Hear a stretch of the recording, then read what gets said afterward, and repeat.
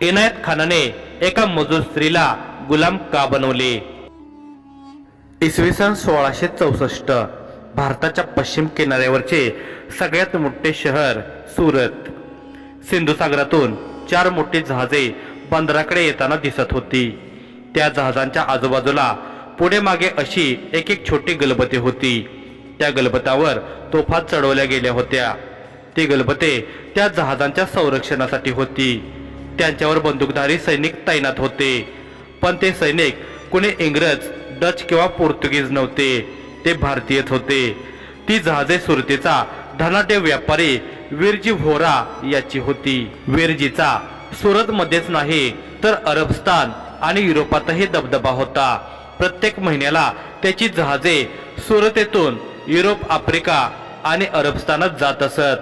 तो भारतातून केशर, चंदन, रक्तचंदन, कपूर, कृष्णागरू, कपूर काचरी, कथील, काच, कंकोळ, हिरे मोती, पाचू, माणिक, पोवळे, वेलदोडा, लवंग, दालचिनी, चिनदारू, निवळी, नकरनख, वाळा, नागकेशर, जायफळ, भांग, अफू, तमालपत्र, चारोळी, अक्रोड, मनुका, मिरी, सुपारी, देवदार, सुंठ, जटामावसी, चवक, हळद, सैंधव, पादेलोन, जवखर, सज्जीखार, हिरडा, राळ, शिलाजीत, मेन, रसांजन, मोरचूत, निळा सुरमा, काळा सुरमा, ओवा, हिंग, जिरे, पावक्षिख, मंजिष्ट, शेंदूर, पारा, हरताळ, गंधक, मनशिळ, लाख, अभ्रक अशा निरनिराळ्या प्रकारची विषे आणि ती उतरवण्याची द्रव्ये, रेशीम, तागी, कापूस, लोकर असा माल पाठवत असे.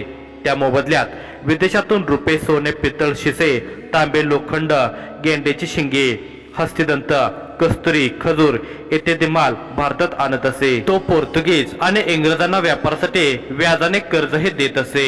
बंदरात येणाऱ्या त्या जहाजांच्या स्वागतासाठी विरजी आणि सुरतेचा ठाणेदार इनायत खान दोघे उपस्थित होते. जहाज ऐवजाने भरून सुरतेत परतल्याचे पाहून विरजी कमालीचा खुश झाला होता.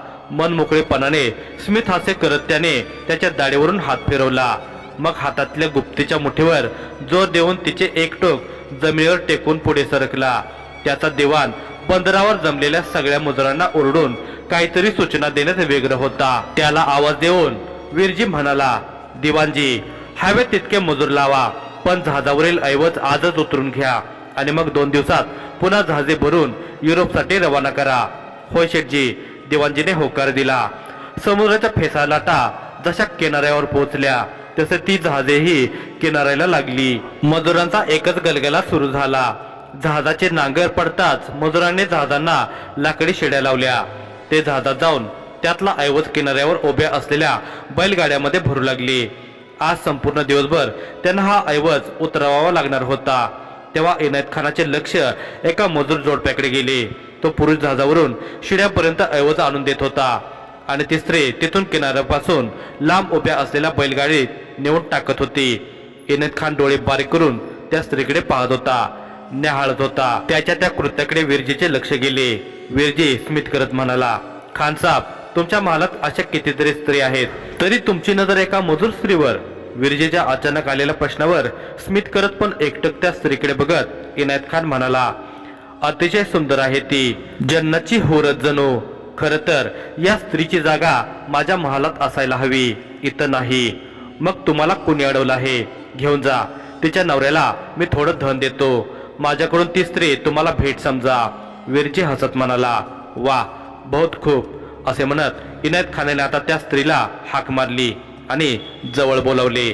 ती स्त्री ठाणेदाराच्या आज्ञेचा मान ठेवून त्यांच्या समोर जाऊन उभी राहिली. तिने ठाणेदाराची नजर ओळखली होती. आता तिच्यासोबत काय होणार याची तिला जाणीव झाली होती. जहाजावरून बघणाऱ्या त्याच्या पतीलाही भविष्य कळले होते. तो वेगाने शिड्या उतरून धावत आला. इनायत खानाच्या सैनिकांनी त्याला मध्ये चढवले.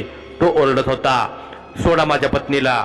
त्याच्या ओरडण्यावर इनायत खान हसला आणि विरजीकडे बघून मानेने इशारा केला की देऊन टाका ह्याला मोबदला. मग विरजी स्मित करत दिवाणाला म्हणाला, याला 100 सुवर्ण नाणी द्या. त्या मोबदल्यात त्याची पत्नी इनायत खान साहेबांची गुलाम बनेल. नाही, तो पुढे काय बोलणार इतक्यात इनायत खानाने त्याच्या सैनिकांना इशारा केला. त्या सैनिकांनी त्याच्या गळ्याला भाल्यांची टोपी लावली. हे दृश्य ती स्त्री शांतपणे पाहत होती. तिचा चेहरा निर्विकार होता. तुझा जीव घेऊन मी तुझ्या पत्नीला माझी गुलाम बनवू शकतो, पण वीरजी तुला तुझ्या पत्नीच्या मोबदल्यात 100 सुवर्ण नाणी देत आहेत. घेऊन जा. इनायत खान काहीसा ओरडूनच म्हणाला. इनायत खानाचे बोलणे ऐकून तो पुरुष काहीसा नरमला आणि म्हणाला, मला 100 नाणी नकोत. मग वीरजीने विचारले, वीरजी शेठ, मला माझ्या पत्नीच्या मोबदल्यात तुमच्या पदरी देवाणखान्यात चाकरी द्या. मी गणितात सरस आहे. मजबुरी म्हणून मजुरी करत होतो. मला माझ्या कुवतीचं काम द्या. 100 नाणे आयुष्याला पुरणार नाहीत. तो माणूस म्हणाला, ठीक आहे, हरकत नाही. वीरजीने एका क्षणात होकार दिला होता. त्याने आपल्या दिवाणाला सांगितले, दिवाणजी, याची परीक्षा घेऊन तुमच्या धोरणानं याला रुजू करून घ्या. ठीक आहे शेठ, दिवाणजी म्हणाला. त्या स्त्रीने एकदा तिच्या नवऱ्याकडे पाहिले. इतरांच्या नकळत तिने एक भुवई उंचावली. मग अलगद त्याच्याशी हसली. जणू त्या दोघांना असेच काही अपेक्षित होते. इनायत खान त्या स्त्रीला घेऊन किल्ल्याकडे जाऊ लागला. कोण असेल ती स्त्री? पतीपासून विभक्त होताना तिच्या चेहऱ्यावर विरह का उमटला नव्हता? त्या पुरुषानेही पत्नीच्या मोबदल्यात वीरजीच्या दिवाणखान्यात चाकरी का मागितली होती? या मागचे नेमके रहस्य काय होते? इनायत खान त्याच्या सैन्य जथ्यासोबत किल्ल्यात आला होता. त्याच्यासोबत ती स्त्री सुद्धा होती. किल्ल्यात आल्यावर तिच्या चेहऱ्यावर आनंद दिसत होता. ती किल्ल्यात सगळीकडे भरभर नजर फिरवत होती. जागोजागी अंतरलेले रंगीबेरंगी गालीचे, स्फटिकासारखे चमकणारे झुमरे, वाकून नमस्कार करणारे सैनिक, हे सगळे बघताना तिचे नयन दिपले होते. जणू ती हे सारे काही पहिल्यांदाच अनुभवत होती. तिचा खुललेला चेहरा पाहून इनायत खान तिला म्हणाला, हमने तुम्हें तुम्हारे शोहर से अलग किया, फिर भी तुम मुस्कुरा रहे हो. त्यावर ती स्त्री किल्ल्यावर नजर फिरवतच म्हणाली, हे सारं मी पहिल्यांदाच बघत आहे. इतकं वैभव, म्हणजे तू स्वखुशीनं माझी गुलाम व्हायला तयार आहेस तर? स्मित हास्य करत इनायत खान म्हणाला. आता मात्र त्या स्त्रीचे हास्य मंदावले आणि तिने एक कटाक्ष इनायत खानावर टाकला. ती फक्त बघत होती. काय झालं? इनायत खानाने विचारले. काही नाही. गुलाम शब्द थोडा खटकला. का? विचार करतच इनायत खानाने तिच्याकडे बघितले. तो पुढे काय बोलणार इतक्यात एक काशीद आला. त्याने सोबत एक खलिता आणला होता. त्याने इनायत खानाला वाकून नमस्कार केला. खलिता इनायत खानासमोर धरत तो म्हणाला, हुजूर, अहमदाबाद से महाबत खान साहब का खलिता है. इनायत खान आसनावर बसला आणि खलिता हातात घेतला. त्याची घडी उलगडून वाचण्याआधी त्याने त्या स्त्रीकडे पाहिले आणि सेवकाला म्हणाले, ह्या सुंदर स्त्रीला जनानखान्यात घेऊन जा. तो सेवक त्या स्त्रीला तिथून घेऊन जाऊ लागला. मग इनायत खानाने खलित्यात डोके घातले, परंतु पुन्हा डोके वर काढून तो त्या जाणाऱ्या स्त्रीला पाहू लागला. तिचे चालणे त्याला आणखी आकर्षित करत होते. मग तो काहीसा विचारात गेला. त्याला तिचे शब्द आठवू लागले. गुलाम शब्द खटकला. क्षणात त्याला काहीतरी उमगले. मग त्याने स्मित हास्य केले आणि पुन्हा पुटपुटला, हिला गुलाम नाही तर माझे बेगम व्हायचं आहे. हसतच त्याने खलित्यात डोके घातले.